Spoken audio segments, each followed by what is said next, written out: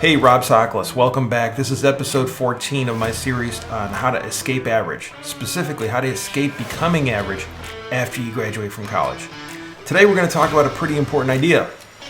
That idea is that you need to bring ideas. You need to become a creative idea hero. And this applies whether we're talking about work or community or at home. Fresh ideas have always mattered. All revolutions started with an idea. All transformations of a company do too. Founding a new company, right? Saving millions of lives. Even starting countries. I mean, just watch Hamilton. America was founded on a basic idea that was communicated and spread like wildfire. You have to do the same thing too if you want to be welcome in lots and lots of meetings and add value for others. If you think about good ideas, they help inspire other people to do great work, to do things that they never thought were possible. You have to bring good ideas. You have to inspire other people.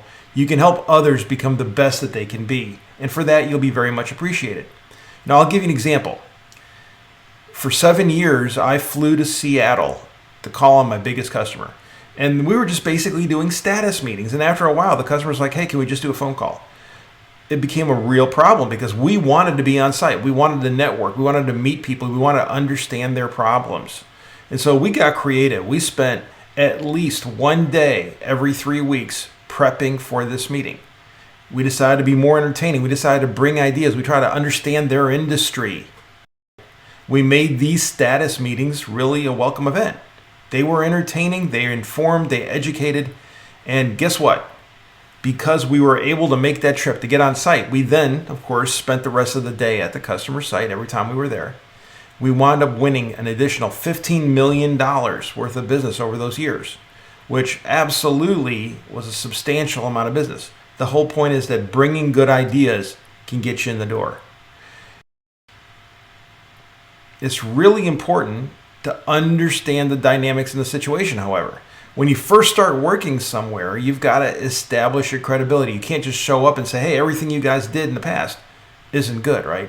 So you've got to serve some length of time. You have to understand the lay of the land before you start floating too many good ideas.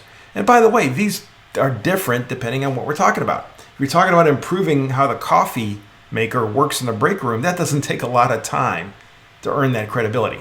On the other hand, if you show up and you start criticizing the manufacturing process that this company has worked on for the last 20 years, you better have a lot more experience than a few weeks if anybody's going to even listen to you.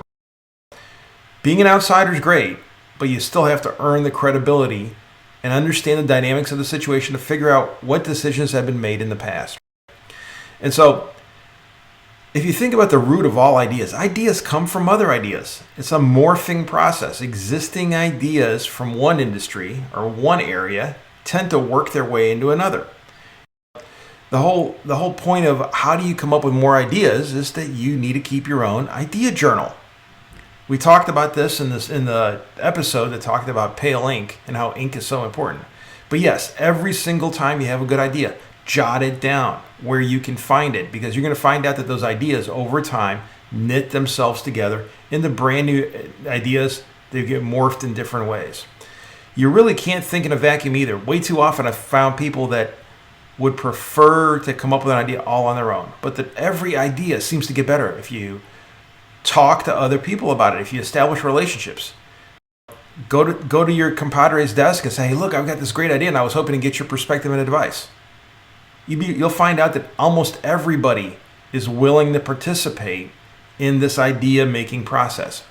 I would suggest also that you should seek diversity. It sounds simple, but the truth is very few people try. Males come up with different solutions to a problem than females do. People in different age brackets also come up with different solutions. So if a 20-year-old decides to solve a problem, it's different than how a 30-year-old, a 40-year-old, or a 50-year-old does it, let alone if we start crossing cultural boundaries. So if you want to make your ideas the best they can possibly be, absolutely share them with a lot of people, get people's advice. You're going to find out that every idea gets stronger over time. If you ever find yourself running low on ideas, the one thing I will say that has worked for me every single time is reading a book. I don't care if I'm reading fiction or nonfiction, if I'm reading about government stuff or history or anything else. If I'm working on an idea in the back of my head and I'm reading a book, it's like an amazing catalyst that helps you with your logical thinking, and suddenly you get an aha moment, even though you might have been reading unrelated material. The best way to, I think, put all this on paper is a digital idea whiteboard. If you have a project that you're working on, just dump every thought that you have on a big digital whiteboard. I actually use a program called MindMeister, which is out there. It's an online service, mindmeister.com. But there's a lot of them. But if you can see it every single day as you're working on it, I think it really, really helps with you getting to a finished product. Ultimately, you have to decide to make this idea of being an idea guy a habit, right? We want to build a daily discipline on developing new ideas. You really do become whatever you focus on. So if you focus on always delivering and having a good idea for every single meeting, or as often as possible anyway, it will absolutely help you in this regard.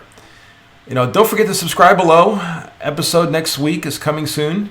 It's going to be on this idea of giving gifts to other people that matter.